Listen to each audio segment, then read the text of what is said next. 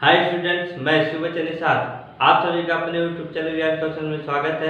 आज मैं आप सभी को पढ़ाने वाला हूँ कक्षा 9 की गणित। इससे पहले मैंने आपको सभी छात्रों को जो कक्षा 10 में हैं उनके लिए मैंने काफ़ी कक्षा 10 की गणित पढ़ा रखा है। आज मैं शुरू करने वाला हूँ कक्षा 9 की गणित। कक्षा 9 की गणित में पहले आपको शुरू करेंगे बेसिक से, पहले ही चैप्टर से। तो पहला चैप्टर आपका है संख्या पद्धति, नंबर सिस्टम।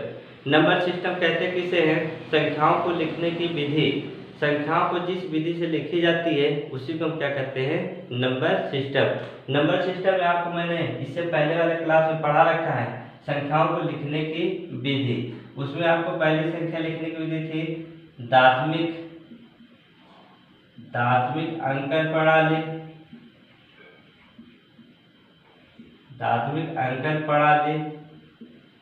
दूसरी विधि मैंने लिखाई थी द्विआधारीय अंकन प्रणाली।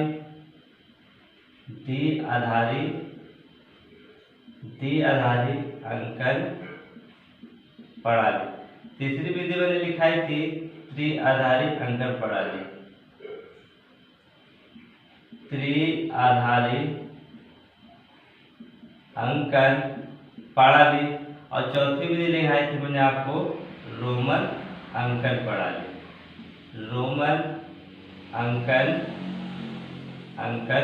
प्रणाली।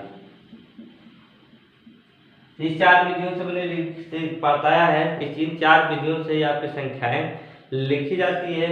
और अगर आप नहीं पढ़े हैं तो प्ले लिस्ट में जाकर वहां से इस चैप्टर को पढ़ सकते हैं। बहुत ही विधिवत तरीके से समझाया गया है। तो संख्या पद्धति में आज मैं आपको 9 से पढ़ाऊंगा द्विआधारी दाशमिक अंकन से संबंधित दाशमिक अंकन प्रणाली, इससे संबंधित। अर्थात संख्याओं को गिनने की बात करें तो शुरू में हमारे पास पड़ोस के जितने भी मानव थे या हमारे पास पड़ोस के जितने भी लोग थे वो क्या करते थे? कभी कंकड़ों से, कभी सीपियों से, कभी पेड़ पे या लकड़ियों पर चिन्हों के प्रयोग करते, अंकों का हाथ के उंगलियों को गिनकर, या हम बात कर लें कि रस्सी की गांठों को गिनकर किसी भी वस्तु को गिनने का प्रयास करते थे। धीरे धीरे जब हमारे देश में देश की कुछ प्रगति हुई तो हमारे देश में एक पद्धति का आविष्कार हुआ जिस पद्धति का नाम है दाशमिक अंकन प्रणाली, या इसको हम बोलते हैं भारतीय अंकन प्रणाली। भारतीय अंकन प्रणाली भी बोलते हैं, या इसी को बोलते हैं भारतीय अरेबिक अंकन प्रणाली। भारतीय अरेबिक अंकन प्रणाली इसलिए कहा जाता है क्योंकि इस पद्धति का आविष्कार हमारे देश भारत में हुआ है, इसीलिए इसको क्या कहा जाता है? भारतीय अरेबिक अंकन प्रणाली कहा जाता है। इसकी बात करें तो इसमें क्या होते हैं? 10 अंक होते हैं। कितने होते हैं? 10 अंक कह लें, या 10 चिन्हों का प्रयोग होता है। 10 चिन्ह कौन कौन से हैं? वो 0, 1, 2, 3, 4, 5, 6, 7, 8 और 9। ये 10 वे चिन्ह हैं जिनका प्रयोग करके आप बहुत से सारी संख्याएं बनाते हैं। एक तरफ होती है संख्या और दूसरी तरफ होती है आपकी संख्या होती है, और एक तरफ होता है अंक। इसी को हम आप बोलते हैं, क्या बोलते हैं? अंक। इनका प्रयोग करके हम क्या करते हैं? विभिन्न प्रकार की संख्याओं का निर्माण करते हैं, चाहे छोटी से छोटी संख्या हो या बड़ी से बड़ी संख्या हो।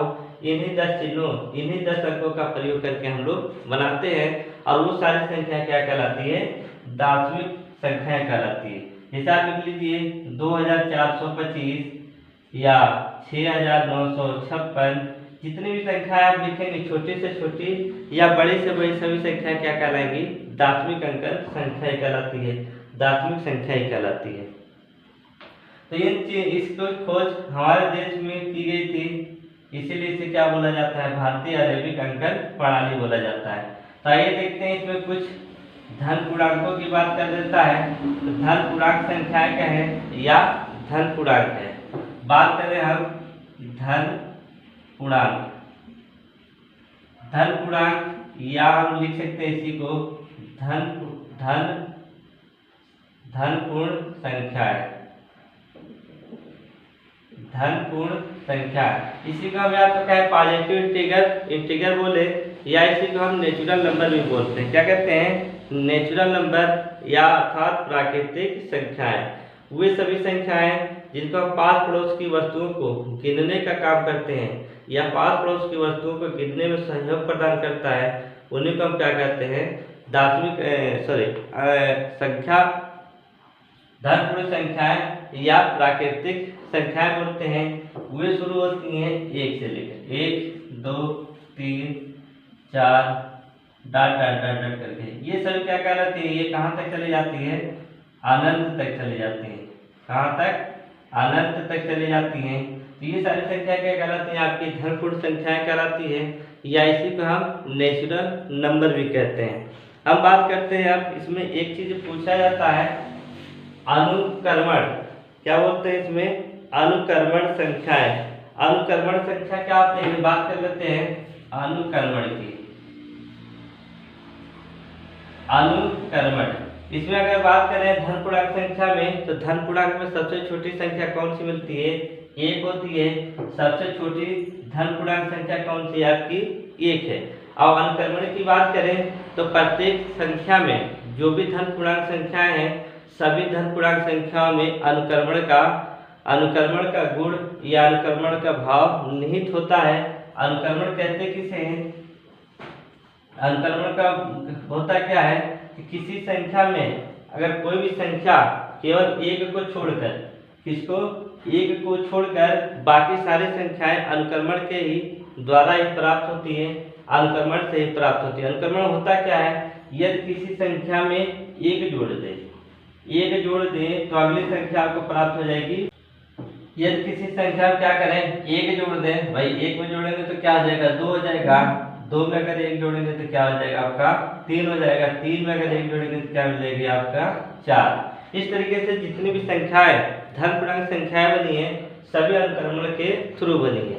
या इसी को अगर हम मान लेते हैं, अगर कोई धनपूर्णांक संख्या n है, अगर इसमें n 1 जोड़ देंगे तो क्या आ जाएगा? अनुक्रमण एक संख्या कोई ना कोई प्राप्त हो जाएगी। अर्थात प्रत्येक संख्या केवल 1 को छोड़कर, कभी क्वेश्चन पूछ देता है कौन सी ऐसी संख्या है जिसमें अनुक्रमण का नियम नहीं लगता है, तो वह संख्या है आपकी 1 पे कोई अनुक्रमण की संख्या नहीं होती है, वो सबसे छोटी भी धनपूर्णांक संख्या मानी जाती है।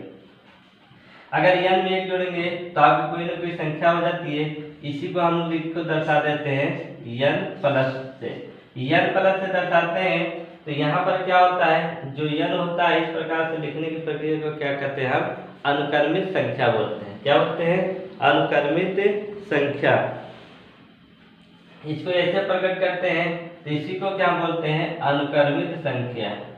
अनुक्रमित संख्या बोलते हैं। अनुक्रमित संख्याएं या अनुक्रमित संख्या बोलते हैं। n+1 अर्थात इसी को n प्लस से दर्शाते हैं, और इसको क्या कहते हैं? हम अनुक्रमित संख्याएं, या इसी को हम क्या बोल देते हैं? या बोल देते हैं पर पद। अर्थात n में वर्ग प्लस धन के जगह पर कोई संख्या जुड़ी होती है, इसके आगे जो भी जुड़ी जाएगी वो संख्या क्या कहलाती है? आपकी पर पद कहलाते हैं। जैसे आप लिख लीजिए, अगर 1 में 1 जोड़े तो क्या हो जाएगा? 2 हो जाएगा, लिखा हुआ है ऊपर। अगर 2 में प्लस करें तो क्या हो जाएगा? आपका 3 हो जाएगा। 3 में अगर प्लस करें तो क्या हो जाएगा? आपका 4। तो ये देखिए जितने प्लस लगे हैं इनको अनुक्रमित संख्या, अर्थात 3 में 1 जोड़े तो 1 क्या आपकी अनुक्रमित संख्या है, और इसी को हम क्या बोलते हैं? पर पद भी बोलते हैं। अगर इनको हम इसी तरीके से लिखते रहें तो आपकी एक सीरीज तैयार हो जाती है, सेट तैयार हो जाता है। जैसे 1 2 3 4 5 डॉट डॉट, इस तरीके से क्या हो जाएगी? आपकी एक सीरीज तैयार होगी, या इसी को हम कहते हैं सेट। अगर इस तरीके से आपका सेट तैयार हो जाता है तो इसको हम क्या मान लेते हैं? n मान लेते हैं। ये क्या है? समुच्चय का रूप धारण कर लेती है, इसी को हम क्या बोलते हैं? समुच्चय भी बोलते हैं। समुच्चय कहते किसे हैं? जब कोई भी संख्या हो, या हम कहते हैं कि किसी घेरे में कोई भी वस्तुएं एकत्रित करके रख जाए, 2 3 4 एकत्रित वस्तुएं रख दी जाए तो एक समूह तैयार हो जाता है, एक ग्रुप तैयार हो जाता है, जिसको हम क्या बोलते हैं? समुच्चय बोलते हैं। अगर इसके समुच्चय की बात करें तो समुच्चय का एक सिंबल होता है, ई की तरीके से होता है, ये समुच्चय का सिंबल है। अगर हम बात करें अगर दो की, अगर दो क्या है इसमें n का सदस्य है, इसको हम दर्शा सकते हैं 2n समुच्चय 2 समुच्चय n, अर्थात ये बताता है कि जो 2 है इस घर का सदस्य है, अर्थात इस घेरे में जो संख्या है इसके अंदर अगर 2 है तो वो 2 क्या है इसका सदस्य होगा। अगर यहाँ पे कोई नहीं है तो यहाँ पर हम 5 दर्शा देते हैं, इस 5 को हम बोलते हैं कि ये आपका खाली सदस्य खाली समुच्चय है, या इसको हम बोलते हैं बिल्कुल खाली सदस्य खाली है, इसको 5 को क्या बोलते हैं शून्य बोलते हैं, अर्थात खाली बोलते हैं। तो ये समुच्चय का चिन्ह है। तो आइए चलते हैं हम आगे की ओर, हर बातें करते हैं हम धन पूर्णांक की। तो धन पूर्णांक वे सभी संख्याएं होती हैं जो धनात्मक होती हैं। तो धनात्मक में अगर बात करें तो सबसे छोटी अभी आपको दिखाया था कि 1 से लेकर अनंत तक इन्फिनाइट तक सभी क्या है धन पूर्णांक संख्या है। जो संख्या रेखा पर दाहिनी ओर होती है वो सभी क्या कहलाती हैं धन पूर्णांक संख्या कहलाती हैं। अगर हम बात करें सबसे छोटी धन पूर्णांक की, क्या बात करें सबसे छोटी धन पूर्णांक, तो सबसे छोटी धन पूर्णांक संख्या कौन सी आपकी 1 है। 1 से आगे भी जितनी भी संख्याएं होती हैं सभी क्या करती हैं 1 से बड़ी होती हैं और वो अनंत तक चले जाते हैं। बात करता है उसमें अनुक्रमण की, सक्सेशन की बात करता है। तो अनुक्रमण कहते किसे हैं, अनुक्रमण उसे कहते हैं कि जो एक संख्या पर जोड़कर अगली संख्या प्राप्त हो उसे हम क्या कहते हैं अनुक्रमण करते हैं। प्रत्येक धन पूर्णांक संख्या में अनुक्रमण का भाव उत्पन्न होता है या निहित होता है। हम कहते हैं कैसे होता है कि प्रत्येक संख्या में अगर 1 जोड़ दें तो अगली संख्या प्राप्त हो जाती है। जब अगली संख्या प्राप्त होती है तो इसी को हम क्या कहते हैं अनुक्रमण करते हैं। जैसे इसको हम लिख सकते हैं, जैसे 1 की प्लस कर दें तो हमको क्या मिल जाएगा नेक्स्ट संख्या मिल जाएगी, या इसको हम दर्शा सकते हैं कि n+1। अगर हम मान लेते हैं कि n क्या हमारी एक धन पूर्णांक संख्या है तो n में हम अगर 1 जोड़ देंगे तो नेक्स्ट संख्या हमारी प्राप्त हो जाएगी। तो n की जगह पर अगर हम 1 ले लेते हैं, अगर 1 में 1 जोड़े तो क्या मिलेगा आपको 2 मिल जाएगा। अगर 2 1 जोड़ दे तो क्या मिल जाएगा आपको 3 मिल जाएगा। अगर 3 में 1 जोड़ दें तो क्या मिल जाएगा 4 मिल जाएगा। तो इसी क्रिया को हम क्या कहते हैं अनुक्रमण संख्या कहते हैं, या कह सकते हैं कि प्रत्येक धन पूर्णांक संख्या में अनुक्रमण का भाव निहित होता है, गुण निहित होता है। कि अगर प्रत्येक धन पूर्णांक संख्या में अगर 1 जोड़ा जाए तो नेक्स्ट संख्या मिल जाएगी, तो उसे हम कहते हैं अनुक्रमण। नेक्स्ट होता है आपका अनुक्रमित संख्या अथवा परपद। अनुक्रमित संख्या को अगर हम अनुक्रमण की बात करें तो इसको हम n+ के रूप में दर्शाते हैं। तो जो यहाँ पर n+ होता है इसी को हम क्या कहते हैं n पद का अनुक्रमित संख्या बोलते हैं, या n पद की अनुक्रमित संख्या होती है। यहाँ पर जो धन होता है इसी को हम क्या कहते हैं अनुक्रमित संख्या या परपद बोलते हैं। क्या बोलते हैं परपद बोलते हैं। इसी तरीके से आप इसमें से प्रयोग करके अनेक अनुक्रमण वाली संख्या प्राप्त कर सकते हैं। और अगर इसी तरीके से आपका ये बन जाता है, इसी मान लीजिए 1 के बाद 2, 2 के बाद 3, 3 के बाद 4, इस प्रकार से क्या बन जाता है अगर ये बन जाता है समुच्चय। क्या हो जाता है, इससे पहले मैंने आपको बताया कि समुच्चय कहते हैं किसे हैं कि जहाँ पर कुछ संख्याओं का एकत्रित हो जाए, कहीं पर दिनों को एकत्रित कर दिया जाए, जिसको सेट में रख दिया जाए, एक बॉक्स में रख दिया जाए, इसी को हम क्या बोलते हैं समुच्चय बोलते हैं। इसको हम n समुच्चय भी बोलते हैं। क्या बोलते हैं n समुच्चय। ये समुच्चय का क्या होता है रूप होता है, या हम कहते हैं सिंबल होता है समुच्चय का। तो इस तरीके से इसको हम बात करते हैं समुच्चय की।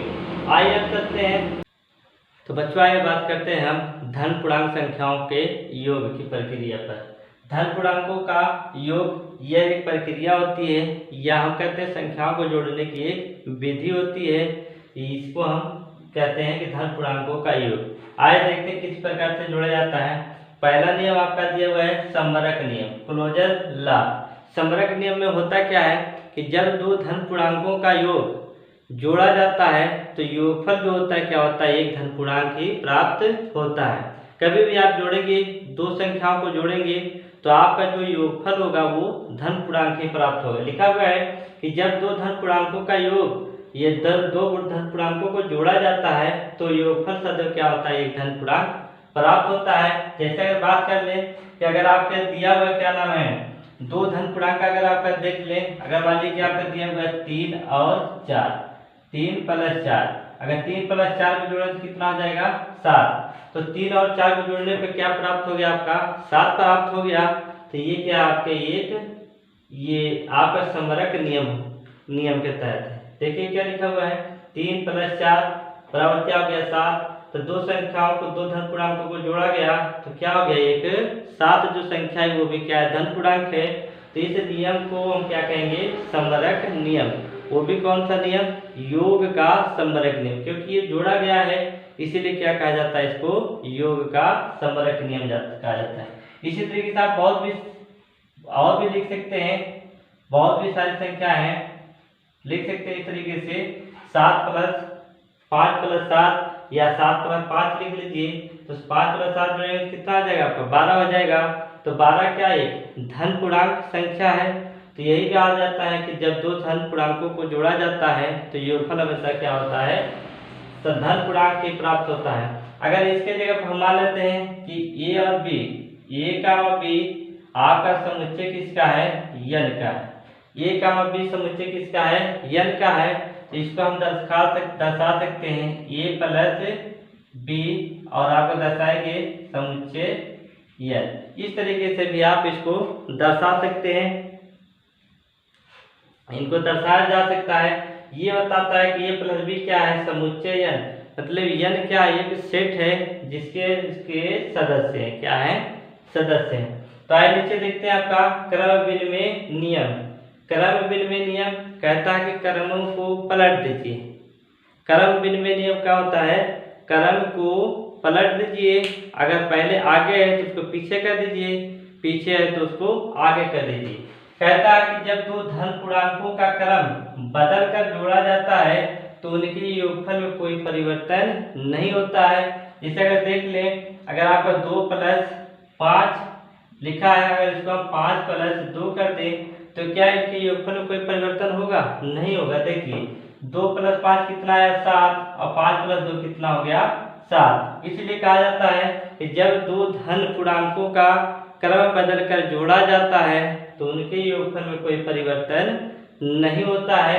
अगर इस रूप में लिखा हुआ है, अगर आपसे पूछ देता है कि निम्न कथन किस नियम के आधार पर सत्य है, तो ये दो पद अगर बदल कर लिखे हो तो आप कह देंगे सीधी सी बात, क्या ये क्रम विनिमय के नियम पर आधारित है। नियम ही आपसे पूछे जाते हैं। अगर हम मान लेते हैं a का b, अगर इसको हम लिख लें चर पदों के रूप में a का b समुच्चय n, क्या है, a का b समुच्चय अगर n है तो इसको हम दर्शा सकते हैं a + b बराबर b + a। ये आपका क्या हो जाएगा, अगर हम a b अगर पूर्णांक मान लेते हैं तो a + b बराबर b + a। ये भी क्या होंगे, आपके क्रम विनिमय नियम के आधार पर ही यह सत्य नियम होगा। ध्यान दीजिए, जब दो संख्याएं हो या दो धन पूर्णांक हो, उनके क्रम क्या हो, बदले हो, तो आपसे पूछे कि ये नियम किस नियम पर आधारित है, तो आप बता देंगे कि क्रम विनिमय नियम पर आधारित है।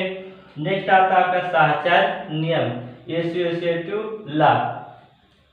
साहचर्य नियम में देखिए ध्यान रखिएगा कि ऊपर के दो नियमों में केवल 2 ही अंक होंगे। पहले वाले में क्रम बदला नहीं होगा, केवल दो संख्याओं को जोड़कर उसका योगफल दिया होगा।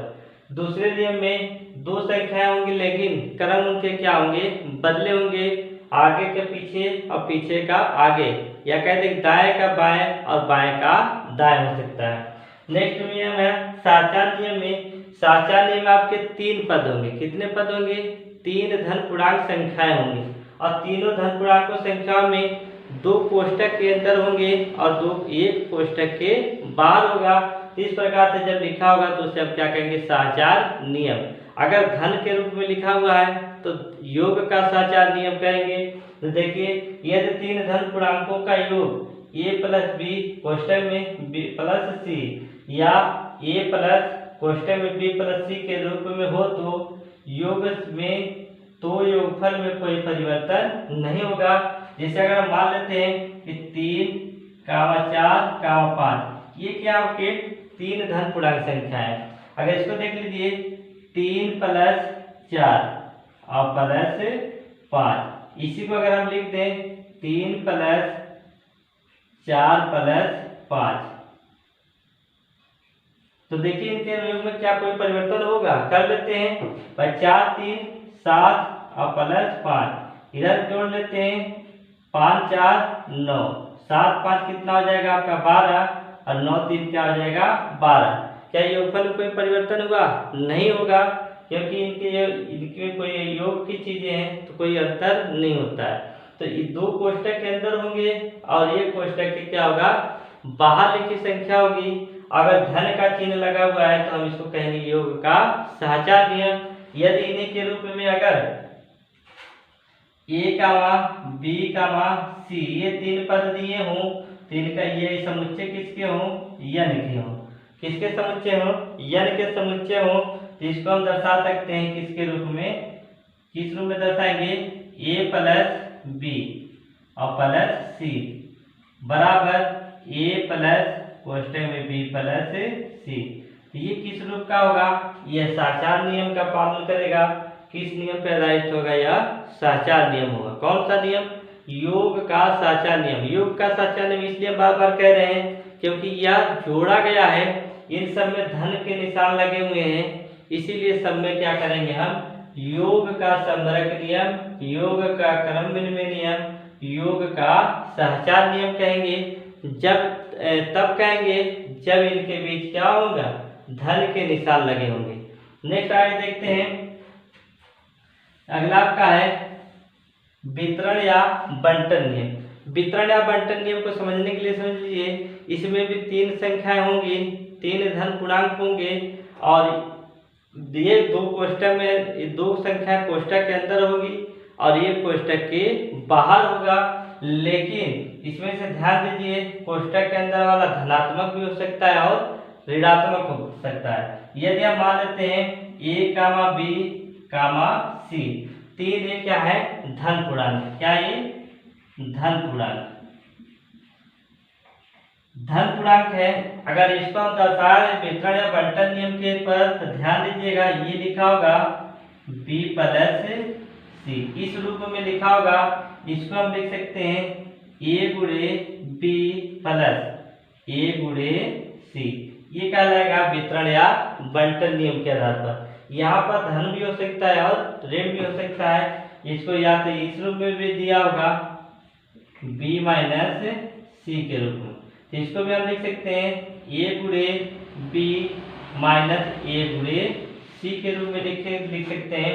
अगर इतना बराबर इतना दिया होगा इसके बराबर, तो आप समझ जाएंगे कि वितरण के अंतर के नियम पर आधारित है, ये वितरण के योग के नियम पर आधारित है। तो केवल इतना ही आपको समझना है। तो जो वितरण या बंटन नियम होता है योग और अंतर दोनों पर आधारित होता है। बाकी ऊपर के जो है ये सब क्या होते हैं? योग के नियम पर आधारित है। इन सब में क्या होगा? धन का ही चिन्ह होगा, ऋण का चिन्ह नहीं होगा। तो ये थे आपके तीन ऊपर योग के नियम पर। वितरण या बंटन नियम अलग से होता है, यहाँ पर धनात्मक भी हो सकता है और एक बार ऋणात्मक भी हो सकता है। योग और धन दोनों पर आधारित होता है। नेक्स्ट आप बात करते हैं धन पूर्णांकों के गुणनफल या गुणा के रूप में। ध्यान दीजिएगा, बहुत कुछ नहीं है यहाँ पर, यहाँ से इतना मिटा देते हैं और बात कर लेते हैं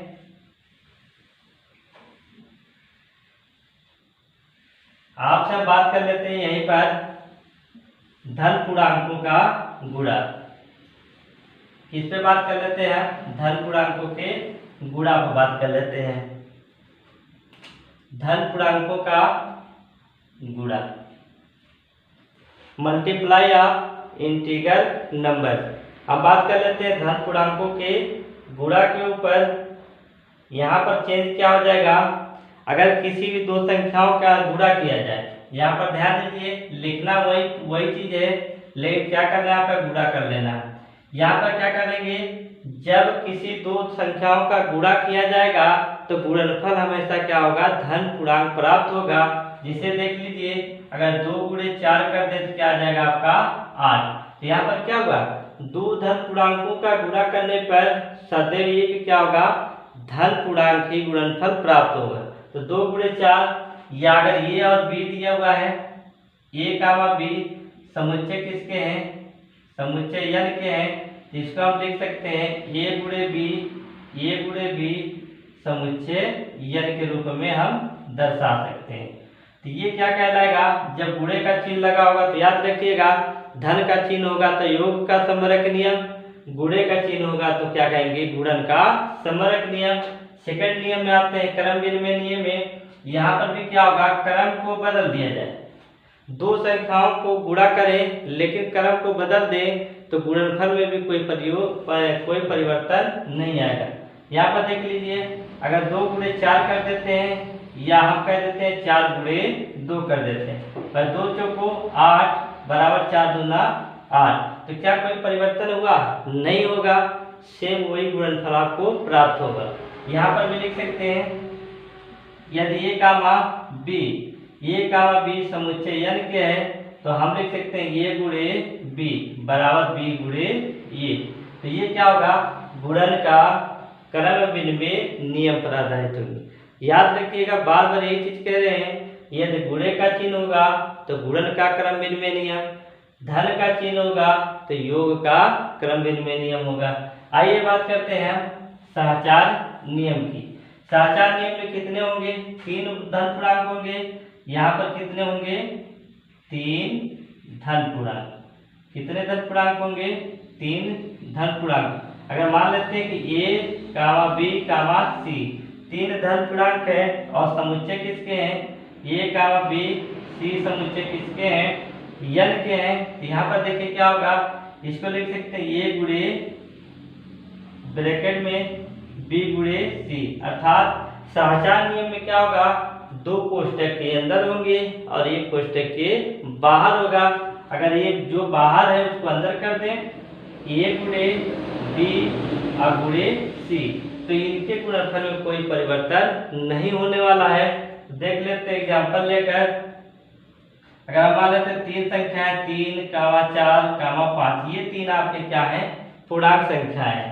इसके आधार पर अगर रखें हम तो 3 × 4 × 5 बराबर, अब हो जाएगा अंदर 3 × 4 × 5। देखते हैं इनमें कोई अंतर होता है, गुणा कर लीजिए, 5 चौको 20, इधर 4 तिहाई 12 × 5, 20 तिहाई 60 बराबर आपका 20 तिहाई 60 और यहाँ हो गया 12 पंचे 60। यहाँ पर देखिए कोई परिवर्तन हुआ नहीं हुआ, क्योंकि दोनों का सेम आ गया। इस प्रकार से अगर लिखा हुआ मिलता है और पूछता है आपसे कि किस नियम पर आधारित है, तो आप आंख मूंद के भी कह सकते हैं, आंख मूंद के आप देखिए तुरंत बता सकते हैं ये किस नियम पर आधारित है, सहचार नियम पर आधारित है। तो आपको मैंने योग और धन पूर्णांकों के योगफल और धन पूर्णांकों के गुणनफल पर नियम आपको मैंने बता दिए। 3 नियम है और एक चौथा नियम आपका वितरण या बंटन नियम है। इसको भी मैंने समझा दिया कि योग और अंतर के दोनों नियम पर एक काम करता है, बाकी सब क्या है, गुणा के नियम और आपका योग के नियम पर एक काम कर सकते हैं। तो पहला नियम था आपका समरक नियम, दूसरा क्रम विनिमय नियम, तीसरा आपका सहचार नियम था और चौथा आपका क्या, वितरण या बंटन नियम। एक बार फिर रिपीट कर देते हैं, अगर इन नियमों में धन का चिन्ह लगा होगा तो धनात्मक योग का कहेंगे, अगर गुणे का चिन्ह लगा होगा तो क्या कहेंगे, गुणन का समरक नियम, गुणन का क्रम विनिमय नियम, गुणन का सहचार नियम, और उसी तरीके से आप उसको योग का होगा तो कहेंगे योग का समरक नियम, योग का क्रम विनिमय नियम और योग का सहचार नियम कहेंगे। तो इस वीडियो में आपको इतना ही। इस वीडियो में आप पढ़ लीजिएगा, ये आपका सारांश था संख्या पद्धति का, पहले चैप्टर का सारांश था, जिससे ये नियम पूछे जाते हैं बार बार। छोटे क्वेश्चनों में आपके 6, 7, 8 में भी पूछे गए हैं। आप अगर जाते हैं paper CTET, UP TET, SSC का भी पेपर देने, उसमें भी इनसे संबंधित सवाल पूछे जाते हैं।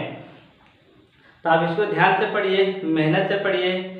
और इस वीडियो में अगर आप पहली बार देख रहे हैं या चैनल पर पहली बार आए हैं तो चैनल को सब्सक्राइब जरूर कर लीजिए, वीडियो को लाइक कीजिए, बेल आइकन को दबा लीजिए, जिससे नई नई वीडियो की नोटिफिकेशन आपको बार बार मिलती रहेगी। नेक्स्ट वीडियो आपको मिलेंगे नए चैप्टर के साथ, तब तक के लिए धन्यवाद।